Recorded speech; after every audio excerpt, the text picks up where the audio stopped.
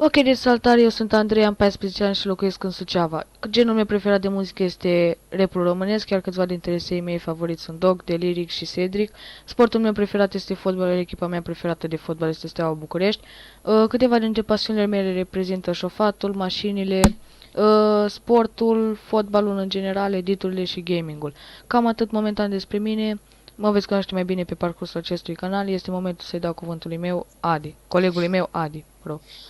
Bună, sunt Adi și am 13 ani, locuiesc în Suceava, îmi place rockul în general.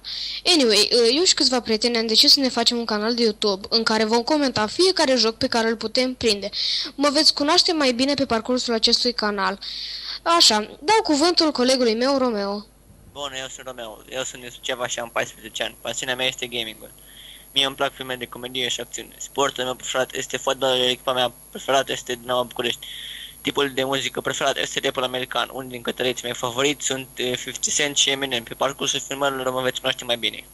Ok, deci cam atât a fost ceva despre noi. După cum vedeți în fața dumneavoastră aveți câteva informații despre noi. Mă rog, în afară de serie am spus tot.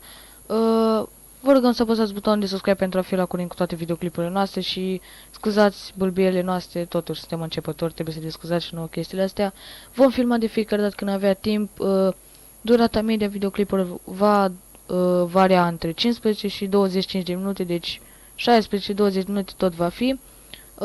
Vă mulțumim frumos pentru atenție și nu uitați să dați un share acestui videoclip pe Facebook, Skype, Messenger, Twitter, nu contează, sau să spuneți pur și simplu prietenilor voștri de el. Vă mulțumim încă o dată pentru vizionare, sper să ne susțineți și mai departe, la revedere!